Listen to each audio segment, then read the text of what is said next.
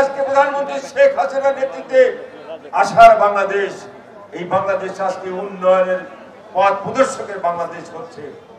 আজকে বিশ্বের অর্থনীতি বলছেন 2031-এর মধ্যেই আমরা মধ্যমায় দেশে উন্নীত হব মাননীয় প্রধানমন্ত্রী শেখ হাসিনার নেতৃত্বে যদি এই উন্নয়নের ধারা বলতে থাকে।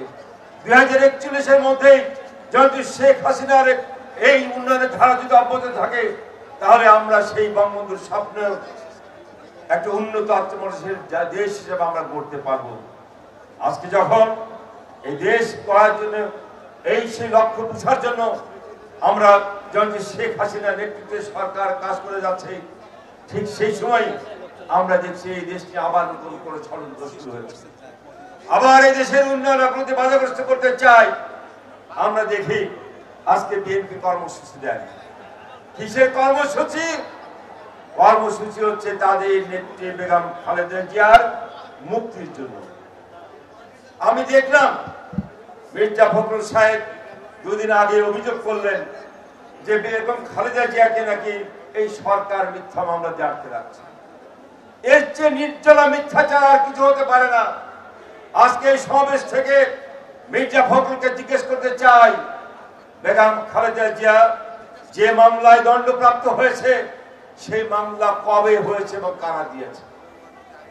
এই মামলা ছিল 2007 সালে সেই 1/11 সরকারের সেই সময়ে মামলা হয়েছে বেগম খালেদার বিরুদ্ধে। আর তখন যিনি মামলার দায়িত্বে ছিলেন সেই 1/11 সরকারের আইন উপদেষ্টা, তিনি ছিলেন বেগম খালেদা। বিএনপির অত্যন্ত পিয়ারের মানুষ, উনি প্রয়াত হয়েছেন, আমি কথা বলতে চাই না।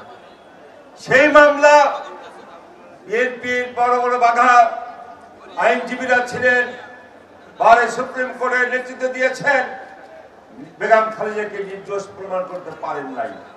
আদালত তার অপরাধে প্রমাণিত হয় দণ্ড দিয়েছে। বেগম খালেদা কারাগারে ছিলেন। আজকে মাননীয় প্রধানমন্ত্রী শেখ হাসিনার মানবিকতার দয়ায় বেগম খালেদাকে কারাগার থেকে বাসায় রেখে চিকিৎসা করার ব্যবস্থা করা হয়েছে। এখানে আওয়ামী লীগ সরকারের দায় কোথায়? যদি শেখ হাসিনার সরকারের দায় কোথায়? মিথ্যাচার করে জনগণকে বিভ্রান্ত করে আপনাদের অপরাধকে আপনারা নিজের অপরাধের দায় স্বীকার না করে আপনি অন্যের ঘাড়ে চাপাতে চান।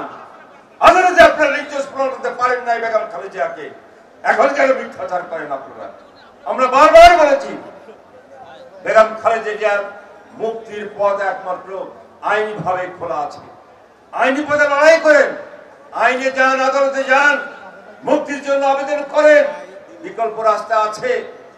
সব শেষে যদি আইনে লড়াই হেরে যান তারপরে তো মহামান্য রাষ্ট্রপতির কাছেও আপনাদের যাওয়ার সুযোগ আছে। আপনারা সেই দিকে যাচ্ছেন না, আইনি লড়াই যাচ্ছেন না।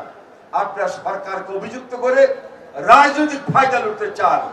বিএনপি আসলে এই মুহূর্তে বেগম খালেদা জিয়ার শারীরিক অসুস্থতার সুস্থতা চায় না, ওরা চায় এই অসুস্থতা নিয়ে রাজনীতি করে আওয়ামী লীগ সরকারকে বিরুদ্ধে মিথ্যাচার করা, এটা ছাড়া আর কিছুই নয়। ভাইয়ের আমার, এই বিএনপি ওনারা কথায় কথায় বলেন দেশে গণতন্ত্র নাই, গণতন্ত্র নাই। সকাল বিকাল সরকারের বিরুদ্ধে সভা সমাবেশ করে মিথ্যাচার করছেন, অসত্য কথা বলছেন, তারপরেও বলেন যে কথা বলার তাদের নাকি অধিকারই নাই। এই বাংলাদেশে দেশের মানুষ বিশ্বাস করে এদেশের উন্নয়ন অগ্রগতি যেমন বাধা হচ্ছে বিএনপি, তেমনি গণতন্ত্রকে সমৃদ্ধিশালী করার পথেও বড় বাধা হচ্ছে এই বিএনপি নামক দলটি। এরা যখন রাষ্ট্র ক্ষমতায় ছিল তখন রাজনৈতিক দলকে, বিরোধী দলকে হত্যার মাধ্যমে নিশ্চিহ্ন করতে চেয়েছিল। আর যখন বিরোধী দল ছিল তখনও তারা এই দেশের সন্ত্রাস সহিংসতা করে এই দেশের উন্নয়ন অগ্রগতি শুধু বাধাগ্রস্ত করে নাই, গণতন্ত্রকে সমৃদ্ধিশালী করার পরেও এর অন্তরায় হিসাবে কাজ করেছে। আজকে আওয়ামী লীগের এই প্রতিষ্ঠা বার্ষিকীতে আহ্বান জানাবো প্রিয় ভাই বোনের আমার, আসুন আওয়ামী লীগের পতাকা তলে ঐক্যবদ্ধ